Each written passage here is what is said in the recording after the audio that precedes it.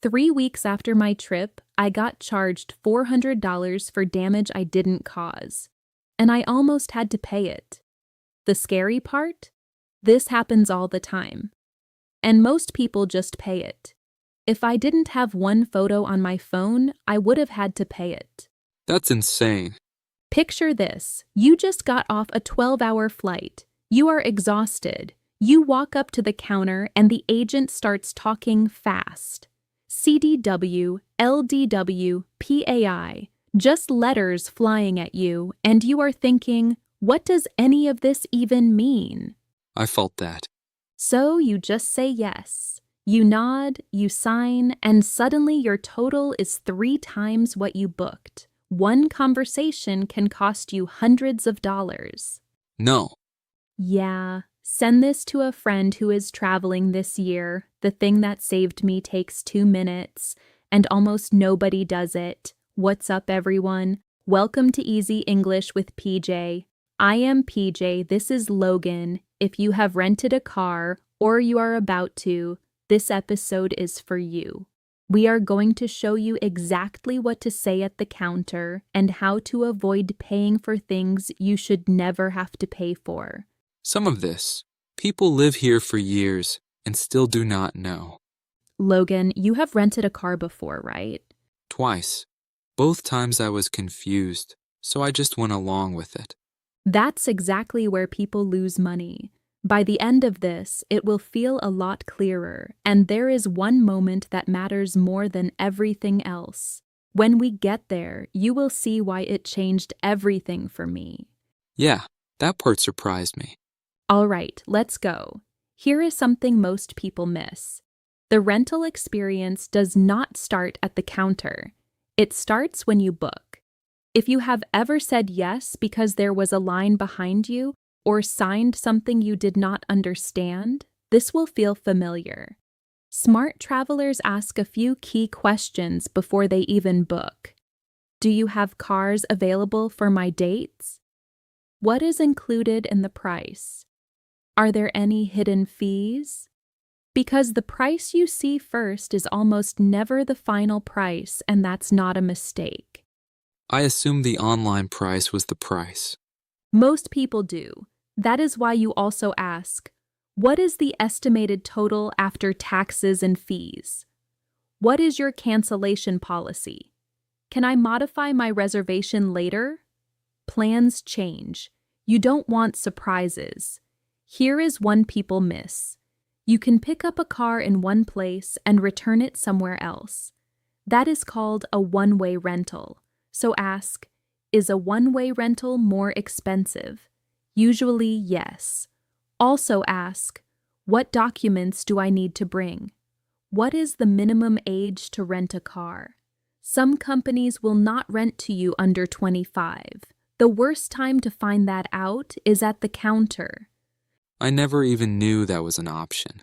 Most people do not. But if you do this part right, you walk up to the counter with a plan.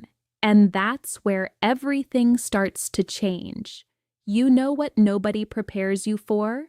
That awkward second when you walk up to the counter and you do not know who speaks first. You both just look at each other. Right. You rehearse it in your head, and then everything disappears. Exactly. So start simple. Hi, I have a reservation under the name. I would like to pick up my rental car. Or just, I am here to pick up my car. That's enough. Now you are in control. If you are not sure you are in the right place, just ask, is this the right place to pick up my car? I just arrived. Where is the rental desk? Can you help me with my reservation? They get these questions all day. What if your name is hard to pronounce? Just say, let me spell my name for you. They are used to that. I have definitely panicked and said my own name wrong before. That happens more than people admit. A few more useful phrases. I may have arrived early. Is that okay? I am running late for pickup. Is that a problem? Can you check my reservation details? These are all normal things to ask. Now, none of this matters if you miss what happens in the parking lot. That is where I almost lost $400. But first, the next part is where most people start paying for things they do not need. Okay, so they pull up the reservation. Then what? Then they check your driver's license, your credit card, and your reservation. If you are coming from another country, ask, "Is my driver's license valid here?" Because not every license works everywhere. Right. You might also need something called an International Driving Permit, or IDP. So ask, "Do I need an international driving permit with my license?" But here is the key. If you need one, you have to get it before you leave your home country. At the counter, it is already too late. Wait, you cannot get it there? No, and if you do not have it, you cannot rent the car. Sometimes you even lose your booking. That should be on a giant sign. It really should be. Now, if you already have a local license, this part does not apply. Just show your license and your credit card. Most companies require a credit card for a deposit. So ask, "Is this card acceptable? How much is the deposit? When will the deposit be returned?" If something looks off, say, "Why is there a hold on my card?" And also ask, "Is there a mileage limit? Do you accept debit cards?" Some places will not rent to you without a credit card. What if your card gets declined? Stay calm and ask, "Why was my card declined? Can I use a different card? Can you explain this charge?" If something feels off, ask. Now, this next part is where most people lose the most money without realizing it.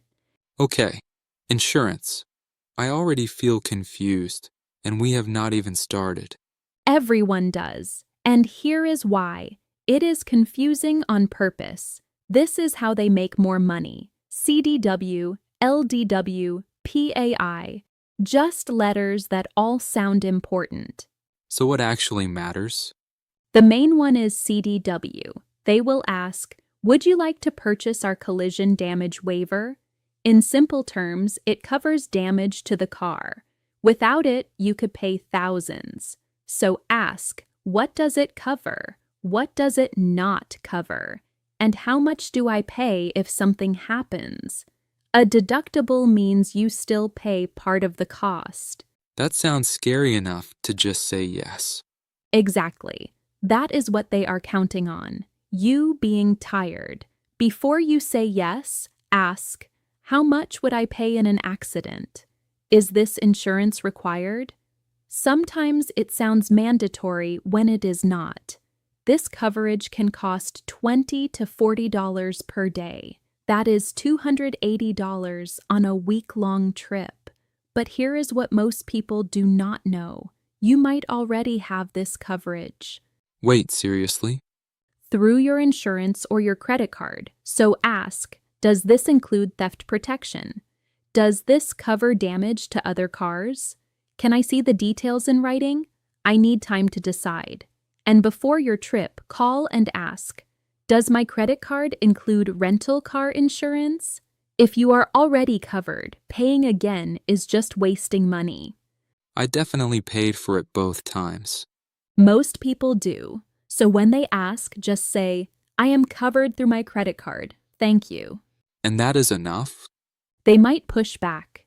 Just repeat, "Yes, I am sure. Thank you." You are the customer. You can take a moment.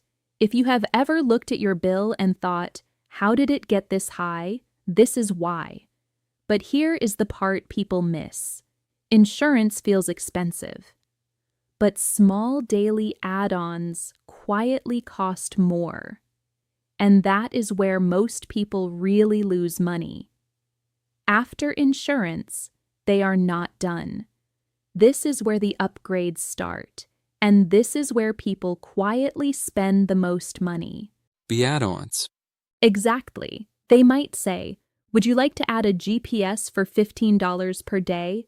That turns into over $100 by the end of the week. Ask, is this optional? Because it is. Then just say, I do not need that, thank you. I have said yes to that before. Most people have. Then comes the upgrade. Would you like to upgrade for $30 more per day? Sounds small. It is not. Before you answer, ask, is this a free upgrade or a paid one? Sometimes it is free if your car is unavailable. Do not pay for something you should get for free. Then keep control of the price. Can you show me the price without extras? What is the price difference? If you want to keep it simple, just say, I will keep the original reservation. I would like to keep the cost as low as possible. I would like to decline that option. And if you want to double check everything? Ask, are there any additional daily charges? Can you remove that from my booking? You decide what goes on that bill, not them. And there is one more charge people never see coming. Where does fuel come into the conversation? Always ask, what is the fuel policy? There are two options. The one you want is full to full. You get a full tank, you return it full. Simple. The other option is prepaid fuel. It sounds convenient, but it is usually a trap. Fell. They charge you for a full tank up front, but you will not return it empty. So you pay for gas you never use. Just choose full to full every time. And here is the habit. Fill up right before you return the car. Set a reminder if you need to. And do it near the return location, not at the airport. Not at the airport. Never at the airport. It is usually much more expensive. Find a gas station a few minutes away. And if you forget? They charge you at their price, not normal prices. That sounds painful. It is. And it is completely avoidable. Now, this next part matters more than fuel, more than insurance. It takes 2 minutes and most people skip it. That is exactly how I almost lost $400. Before they hand you the keys, you sign the rental agreement. Most people just sign and leave. Do not do that. This is 2 minutes that can save you hundreds of dollars. Because once you sign, that is it. Exactly. Start with, can you walk me through the contract? Then ask, is this the final total? Check the dates and the price. If something looks off, say, why is this amount different from my booking? Are there any extra fees here? Or can you explain this section? What if I do not understand it? Then say, can you explain this charge? Also ask, how long is the rental period? And what happens if I return the car late? Some places charge a full extra day, even if you are 1 hour late. You want to know that now, not later. Once everything looks right, ask, can I get a copy of this agreement?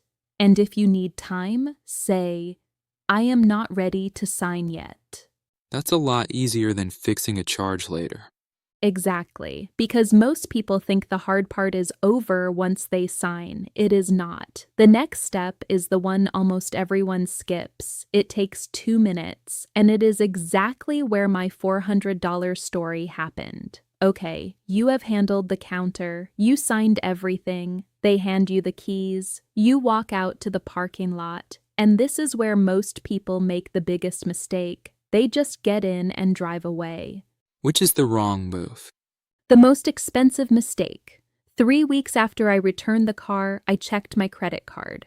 $400 charge. Rear bumper damage. What? Here's the problem. That scratch was already there, and I almost had to pay for it. So remember this. Before you drive, before you even touch the wheel, film the car. Say, I would like to inspect the car first. Then walk around and check everything. Scratches, dents, anything. Ask, is this damage already recorded? Is this already in your system? And take photos. Of everything. Everything. Every side. Close-ups of damage, license plate, mileage, turn on timestamps if you can, film the whole car. 2 minutes, that is all it takes. Why is this so important?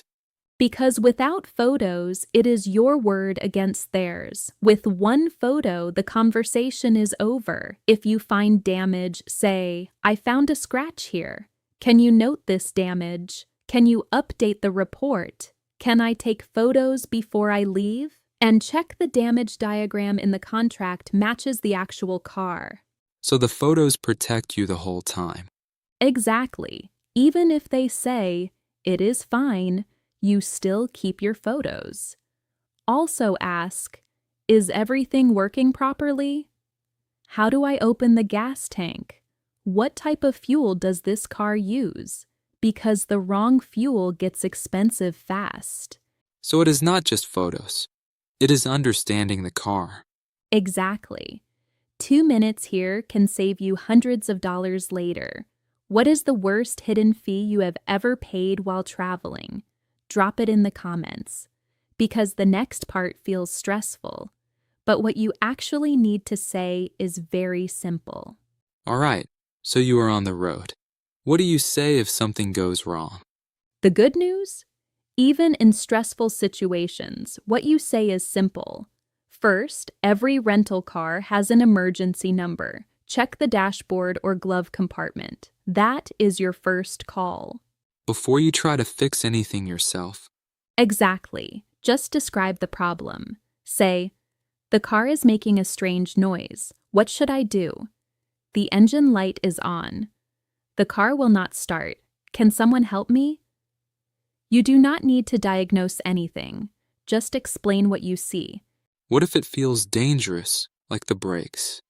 Then say, I think there is a problem with the brakes. Is it safe to continue driving? Do not guess. Ask. And if you need help on the road, say, I have a flat tire. I need roadside assistance. Can you send someone to help me? What should I do right now? And things like time changes? Same idea. Call and ask early. I would like to extend my rental. How much is an extra day? I need to return the car earlier. I'm running late to return the car. Will I be charged extra? What is the late return policy? That one call can save you a lot of money. And if your plans completely change? Just ask, can I change the return location? Can I return the car after hours? Who should I contact in this situation? What should I do if I have an emergency? Simple questions, clear answers. And the next mistake people make? It costs more than insurance. And it usually happens after the trip feels completely over. Before we get to returning the car, there is one more thing that catches people off guard. It usually shows up on your credit card weeks after the trip is over. Toll charges? Tolls, parking tickets, traffic violations. Some roads use electronic tolling. Cameras read your license plate and charge the rental company. And then they charge you. Exactly. Sometimes with an extra fee on top. So keep checking your credit card for a few weeks after your rental ends. And if something looks wrong? Call right away. Say, I see a charge on my account. Can you explain what this is for? Most companies will fix errors, but only if you catch them. So the bill does not end when the trip ends. Exactly. And the next step, returning the car, is where people finally relax. That is usually when the last mistake happens. Okay, returning the car. You pull in. What do you say? First, remember the rule. Fill up before you return the car, near the location, not at the airport. Then follow the signs for rental return. A staff member will usually inspect the car. What are they checking? New damage, fuel level, and anything left inside. And if no one comes out? Park and go to the counter, say, I am here to return a car. Hand over the keys, then ask, can I have a copy of the receipt? Keep it. That is your proof. What if they say there is damage? Stay calm. Say, I have photos from when I picked up the car. Then show them. No arguing. Just evidence. If there is new damage, say, I need to report this damage. Just be clear and honest. And if a charge shows up later? Call them. Say, I see a charge on my account. Can you explain what this is for? Ask for it in writing. If it is wrong, say, I can prove the damage was already there, and send the photo. So the photos protect you the whole time. Exactly. That 2-minute check at the beginning protects you from start to finish. I want to go back to something. I do not think the problem is vocabulary. What do you think it is? It is pressure. The agent talks fast. There is a line behind you, and you feel like you need to just say yes and move. Yeah, and that is when people agree to things they do not actually want. I used to think my English was the problem, but really, I just did not feel like I could slow it down. And that is the shift. You can slow it down. It is your money. Say, could you please speak more slowly? Could you repeat that? Can you explain that in a simpler way? I did not understand that. What does that mean? I need a moment to think. And once you ask that one question, everything changes. Exactly. You are not stuck anymore. You are part of the conversation. So it is not just the phrases. The phrases help, but the mindset is what protects you. Sitting here thinking about all of this, it really comes down to 5 things. 5. Go. Call your credit card company before your trip. Check if you are covered. If you are, say, I am covered through my credit card, thank you. Always ask for the total, not the estimate, the final total. Choose full to full for fuel. Fill up before you return, not at the airport. And take photos before you drive. Every side, every scratch. 2 minutes can save you $400. That is it. 5 moves. Pause and screenshot this. Send this to the friend who always gets surprised when traveling.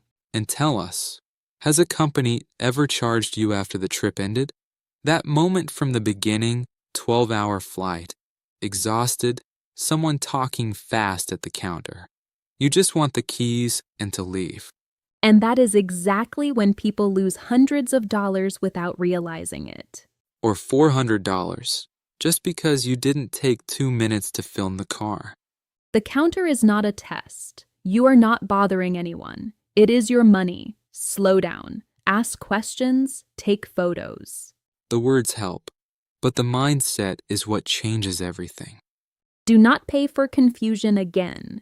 See you in the next one. Safe travels.